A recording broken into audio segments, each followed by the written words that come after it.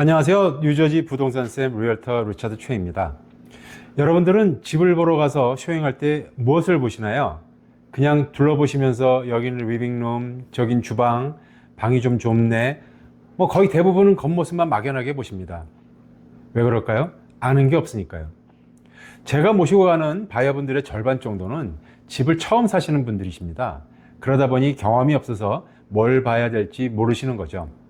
오늘은 집 보러 가서 살펴보아야 할 사항들을 알아보겠습니다.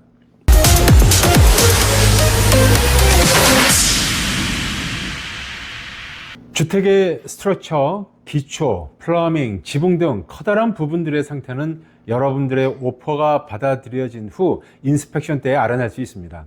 지금 얘기할 부분은 처음 집에 쇼잉 갔을 때 어느 정도 마음에 드는 집이라면 최소한 여러분 같은 아마추어가 체크해 볼 수 있는 부분들입니다. 이 집 말고도 다른 집도 마음에 드는 게 있으시다면 그 집과 저울질할 때 무엇을 비교해야 하는지를 참고할 수 있습니다. 또 나중에 이 집을 다시 팔았을 때 밸류를 높일 수 있는 부분들은 있는지 찾아보겠습니다.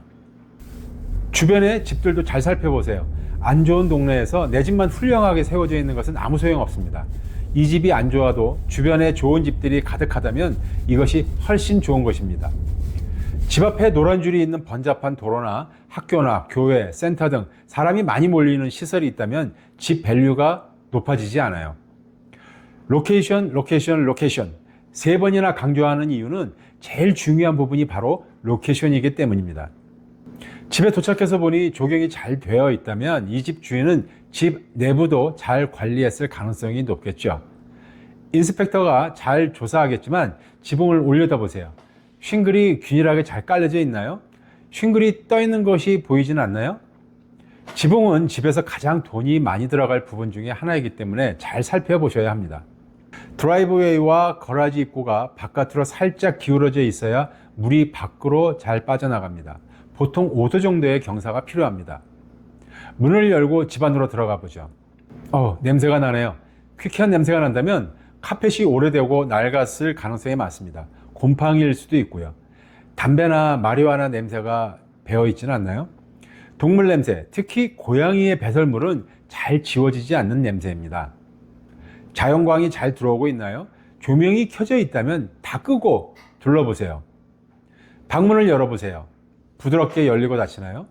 뻑뻑하다면 문틀이 뒤틀어져 있을 수 있어요. 기초가 불균형 되었을 수 있어요. 나중에 인스펙션 할 때 인스펙터에게 말해주세요. 주방의 카운터탑은 화강암, 그라나이트이거나 퀄츠이어야겠죠. 설거지할 때 물이 찔찔 나면 짜증나겠죠. 수돗물 틀어보세요. 남자분들은 잘 안 틀어보시더라고요. 캐비넷 서랍이 스무스하게 열리고 닫히는지 확인해보고 도브테일인지도 보세요. 싸게 만든 캐비넷은 스테이플을 이용합니다. 가스 레인지인지 전기 레인지인지 보세요. 그 위에 벤트는 잘 설치되어 있나요? 캐비넷이나 주방, 클라짓 안에 벌레 방지약이 혹시 있나요? 오픈 레이아웃으로 개조가 가능한지 보세요. 이것은 동선을 편하게 해주고 또 최근에 유행이기도 합니다. 벽 안에 빔이나 기둥이 숨겨져 있는지 똑똑 두들겨서 확인해 보세요. 방에는 전기 아울렛이 여러 군데 있나요? 침대 방향을 결정해주는 요소 중 하나입니다. 자기 전에 휴대폰 많이 하시잖아요. 머리맡에 충전 아울렛이 있는지 확인해 보세요. 천장은 높이가 어느 정도인가요? 보통 9피트 정도입니다. 그보다 낮으면 집이 어둡습니다. 뜬금맞은 곳에 카펫이나 물건이 놓여져 있다면 그 밑이나 뒤를 살펴보세요. 거라지 도어를 열고 닫아보세요. 굉음 소리가 난다면 모터의 수명이 다 된 겁니다. 모터의 수명은 보통 10년, 교체에 약 1,600불 정도 듭니다. 수도와 샤워의 수압을 체크해 보세요. 창문은 스무스하게 열리고 닫히나요? 싱글 창인지 더블 창인지 확인하고 이중창, 창과 창 사이에 물방울이 맺혀 있다면 유리창에 금이 갔거나 시간이 지나면서 마모되거나 손상되는 접착 불량일 수 있고 품질이 좋지 않거나 제대로 맞지 않는 목재, 알루미늄 또는 PVC 창문일 수 있습니다. 창 주변의 배수가 제대로 되지 않는 것일 수도 있고요. 소음의 차단 효과는 있는 것 같나요? 밖으로 열고 닫을 때 돌리는 손잡이가 원활하게 돌아가나요? 그 안에 나사가 돌아서 헛도는 손잡이들 많습니다. 바꿀 수는 있지만 오래된 것들은 단종이 되어 똑같은 규격을 못 찾을 수도 있습니다.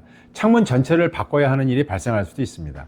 마루가 삐걱거리는 것은 오래된 집에서 나는 일반적인 현상입니다.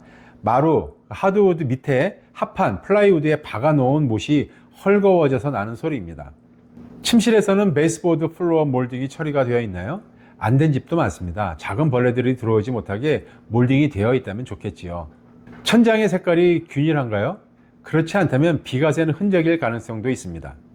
집안 전체, 특히 리빙룸의 몰딩, 크라운 몰딩은 집의 품격을 높여줍니다. 가만히 귀 기울여서 옆집, 윗집, 앞길에서 소문 없는지 집중해서 들어보세요. 자, 지하실로 가볼까요? 힐링은 몇 개의 존인가요? 지하실의 보일러를 보고 알 수 있어야 합니다. 유틸리티 비를 효과적으로 관리할 수 있겠지요. 핫 워터 탱크의 용량은 어느 정도인가요? 4인 가족인 경우 50갤런이면 충분합니다. 현관문이 북향, 남향, 서쪽을 향하고 있나요? 미리 나침판 앱을 다운받아서 준비하고 가세요. 스테이징에 속지 마세요. 냉철하게 바라볼 수 있어야 합니다. 그 가구들은 여러분들 것이 아닙니다. 백야드에 집과 가까운 곳에 큰 나무가 있는지 보세요. 땅 밑으로 기다란 뿌리들이 집 쪽으로 향해 뻗어나가서 기초를 망가뜨릴 수 있어요. 도토리 나무는 아닌가요? 도토리가 지붕에 떨어지면서 나는 소리로 스트레스 받을 수 있습니다. 땅에 구멍이 나와 있어서 두더지 같은 생물이 들락달락할 수 있어요. 옆집과의 펜스는 공평하게 나뉘어 있나요? 자, 지금까지 말씀드린 사항들은 집을 사야 하는지 말아야 하는지의 결정적인 요소는 아닙니다. 충분히 수리나 개조가 가능한 사항들입니다. 단지 이 집의 수준이 어느 정도인지 또는 다른 집과의 비교 사항은 어떤 게 있는지 알아볼 뿐입니다. 결정적인 하자는 인스펙션 때 발견하게 될 것입니다. 감사합니다.